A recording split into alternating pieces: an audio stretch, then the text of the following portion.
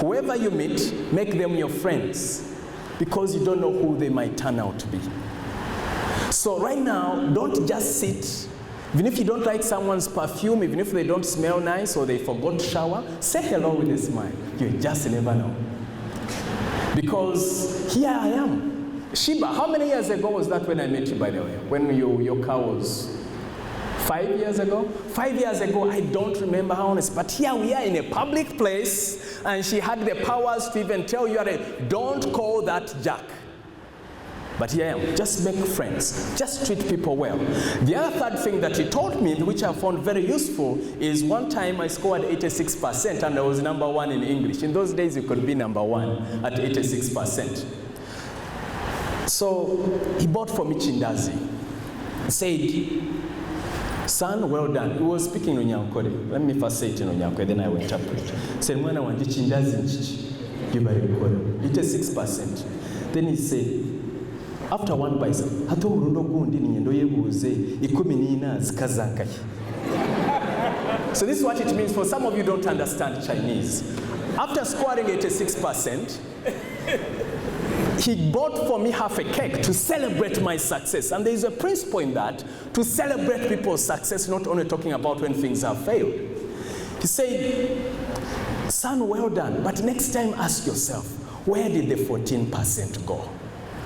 And he planted a thought in me that it's not enough to be number 1. You must aim for 100%. It's very easy in our context here. When you're in the village, there as a youth, and you have a border and you feel you're on top of the world, and they call you boss, and then you relax. But that's not enough. So at the age of 9, I lost my mom. I grew up under challenging circumstances, grew up with low self-esteem. When I was growing up, I was being told that that your head is like that of a grinding stone. So I grew up thinking that I have a grinding stone on my head. And because I was poor, I also always looked at myself as a second-class citizen. I had low confidence in that at the age of 15, I attempted to con a girl. And I wanted her to become my girlfriend. And I said, Madam, can you, I just said some sweet words. And then she gave me a boot. And from then on, she said, no, who am I? You can't be my boyfriend. And from then on, I developed a story in my head that women don't like me. And I started telling that story of mine, and then Omtweni Kogorubengo is a grinding stone on my head. Then I started looking at my legs as being too small when I was even at camp. Then that story limited how far I could go and how far I could expand. At the age of 17, my dad passed on. It's then that I learned, it's one thing being an orphan, it's another being a poor orphan. But my dad's friends are the ones who contributed money for me to finish A-levels. I made it to Makerere University under government sponsorship by God's grace. And I thank God for that. But remember the story I had at the age of 15, that women don't like me. Even at the university, with all the beautiful women there at campus, I always would see a beautiful girl and I'm like, I start telling myself a story, that one doesn't. I would be dying inside. I would pretend like I'm not interested, but inside I would be dying. Why? I was telling myself a story that she doesn't like me. And for me, there is a very big principle in life. What story are you telling yourself? Is that story building you or killing you? I had already discovered I had a gift in speaking in A-levels. And when I went to university, I was very active still. Then I was seated in church in 1998. There was a gentleman called Gerard Serwaji. He was speaking about never giving up. In my spirit, I felt it like in saying, that's what we need in Africa, hope. I had a gift in speaking, I discovered I had a gift in encouraging people. I started calling myself a motivational speaker. I said, Gerard, can you mentor me? He said, yes. Unfortunately, he passed on about 3 years ago. I said, can you mentor me? He said, yes. I started calling myself a motivational speaker. And I discovered that 20 years ago, there was no industry called motivational speaking. It was new ground, and I'm glad I didn't know. But what did that teach me? That You see, there are people who wait for a platform. You see, I came, the name was laid there, and I sit. But life doesn't always work that way. There are people who think someone should call you and put you, boo-boo, please sit, be here, you're youth, you're young, government, as government we have to give you this, boo-boo, boo-boo. No, it doesn't always work that way. This is what I believe. I believe in the leapfrog theory. Does a frog ask for permission to declare itself that it has arrived? Yes or no? No, you go there, boom, I've arrived. So I announced myself as a university student that I'm a motivational speaker. I had a dream 20 years down the road. Even though I know what it means to live on 1 meal a day, sleeping in a sack called a mattress, a sack with grass, that's what it is. 20 years later, ladies and gentlemen, I've been to 25 countries. I've consulted for some of the biggest organizations, from World Bank to UN agencies to telecoms, banks. I've been all over the place. 20 years later, but it started as a dream. So what is your dream? And why am I sharing this story? This story, I'm sharing it with you, not to impress you how great I am, but to impress upon you what is possible. It's not where you're coming from, ladies and gentlemen. It's where you're going. If you keep going, if you keep moving, by God's grace, and you're doing great things, you will get there.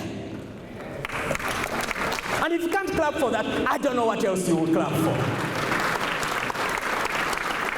Turn to them and tell them, it is possible for you. Just like it is for me. But there's one thing I also do, one particular story I want to share with you that I feel is very critical for you.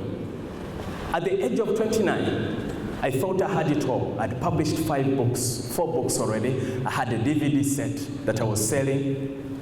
Someone passed by Hotel Africa and I said, Muso, I have all your products. Anything new? I started murmuring, something is coming. But that taught me something. Please write this one down. Continuous innovation. Continuous innovation. If you're not constantly innovating as a business, as an individual, if you're not evolving, you'll not get there. And I'm happy to announce that many years later, I now have 43 DVD programs produced. And some of them will be out there. You're welcome to check them out. So I want to share with you a few tips now in terms of, I've shared my story. So when we talk about branding and marketing, there are really 4 core things. That's the model I believe in branding. One is about, it starts with you. What's your character? See, when we talk about business branding, you are the engine, you are the person. And this, it could be business or it could be at work or anything. It's about you. What's your character? When Vincent Seruma called me,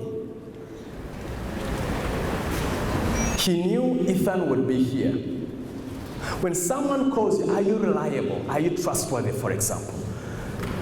In business, everything you do tells a story about you. If you lie to me, you've lost that trust. If I tell you be here at 8 and you appear at 9, you've lost the trust. That is part of your brand. What's your vision? What's your purpose? What story do you tell? I've already told you that my dream, my passion, my vision is to inspire the world. When I say Ethan Mussolini, the merchant of success, that's me. That's what I sell. So what is your vision? What's your purpose? What story do you want told about you? How many of us have read The 7 Habits of Highly Effective People by Stephen Covey? Excellent book. I would highly recommend you read it. One of the most powerful things that people miss is that habit of the end in mind. It's actually a brand story. Because if you know, I like how he says, imagine you're at your funeral. There's someone from your organization, from your community, from your friends and family. What stories do you want told about you? So once you know that, then start living your life accordingly, such that that's the story that is told about you. That's brand. Does that make sense? Yeah. Yes or no? Yes. Okay, good. Then you need to ask yourself, what is your credibility? What is your expertise? What do you want to be known for? There are people, they jump from one word. These days, for most young people, when I meet them, I say, what are you up to these days? You find that now they're in agriculture, now they're in IT, now they're in, they're always jumping from one place to another. You never know where they are at. So what's your story? What is your expertise? And then you have to ask yourself, what's the audience I want to reach out to? What's your niche? Do you want to reach out to women, to men? You need to ask yourself these questions so that they are clear in your mind. And then what kind of media do you want to use? So for me, I use, well, I'm on TV, I'm on radio. Of course, I've been using a lot of Facebook. Hallelujah. And so what kind of media do you want to use? So that has to be clear in your mind. Now, when you're thinking about your branding or any of your business, think about a couple of things. Number one, what's your logo looking like? What colors do you want to use? What is the tagline? Is the tagline short? Is it memorable? At Success Africa, we use developing the world's finest. So it's short. But if you say, hey, Zali's kokolima na hizi jakoma, Zali's kokolima, if you have a very long tagline, you want to get there. What is the font that you're going to use? These are questions you should ask yourself ahead of time. What is your voice? Is it a voice of inspiration or to disturb people or to challenge people? What images do you want to plant in people's minds? So for me, when I appear, I want to implant an image of hope that tomorrow it will be better. That things will be better. Doris talked about resilience. Resilience. I hope you wrote that word down. Can you please write it down? I'm sure more we didn't write. Please, resilience is the key. Resilience. Can you persist? Because I recall one time I was selling myself to one of the telecoms. It took me 18 months to close the deal. 18 months. I would appear, they say, come next month, come 3 months later. I would keep coming, I would keep coming. It took me 18 months. But some of us, once you become old, things change. Someone says no once and you move on. Have you ever noticed these street kids? When a street kid wants something, they keep coming back and back again and back again. So tell them and tell them, never give up. Say it loud and clear. Say, never give up.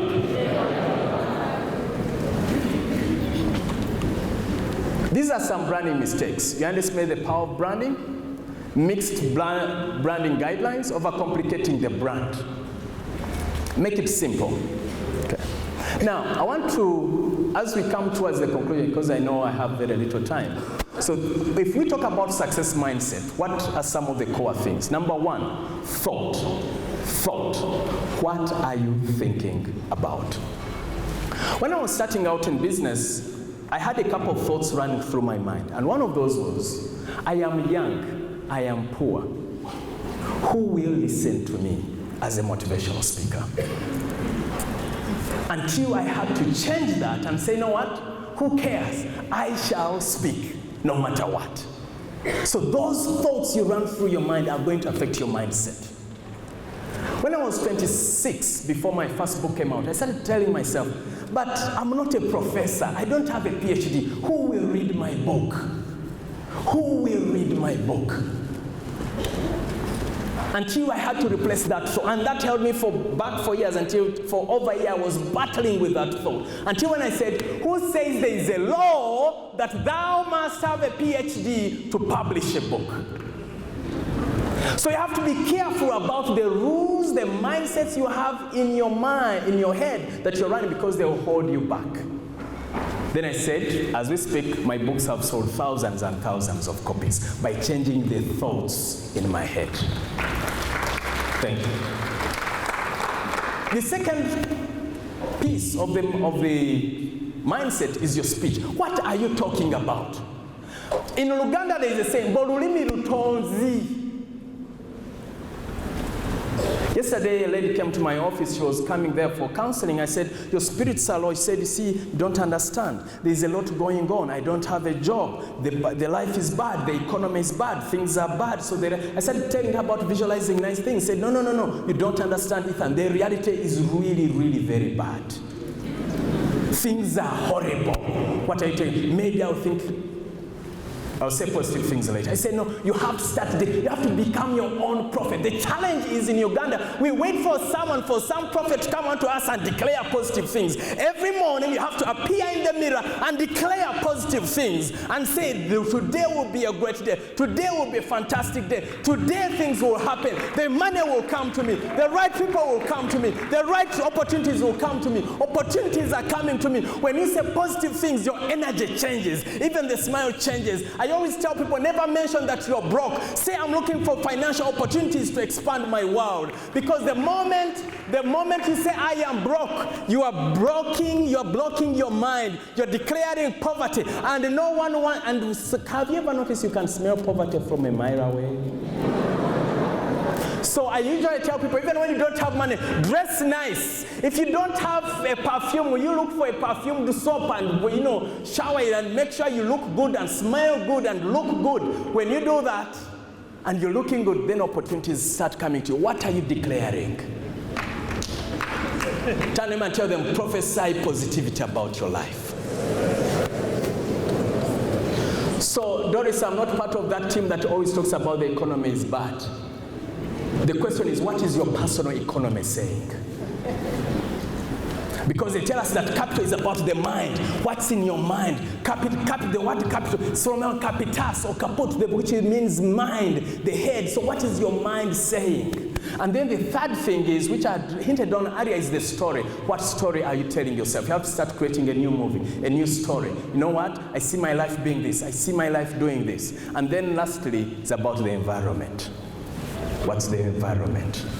When I was starting out, my guardian said, I didn't even have 50,000 to pay for rent. I was staying with a friend of mine called Joseph. We were staying in Wakayembe Students Hostel shortly after campus because I didn't have much. But I was hustling to create a name for myself, to inspire people. I knew I could inspire someone. I felt it. I knew that was my purpose. So I went to my guardian and said, I won't mention his name. He said, can you lend me 50,000? I said, for what? I said, for rent. Then he looked at me and said, Ethan, why don't you get a real job? Why don't you get a real job? But inside me, I knew that I could inspire someone. I knew that was my calling. What is your heart telling you? What is God telling you? Sometimes you have to hang around the right people. So I would run to my mentor, Gerard, and I'm like, Gerard, things are, it's like, no, Mr. Motivator, you will make it. Mr. Motivator, you'll make it. Mr. Motivator, you'll make it. Sometimes you need to run away from negativity. You need to detach away from toxic friends. Some people will hate you. They will hate your guts. They will say, come be with us. You see, sometimes when you break out, they feel like it's as if you've broken the relationship. So you have to stand up for yourself, my friend. What environment are you in? What are you listening to in your car when you're driving, or when you're listening to the iPods? What are you listening to? Are you listening to just negativity about things are bad, or you're listening to motivational speeches, to motivational talks to add value to yourself? What environment are you in? You can be around complainers or creators. Stand up and tell them, are you part of the creators or complainers?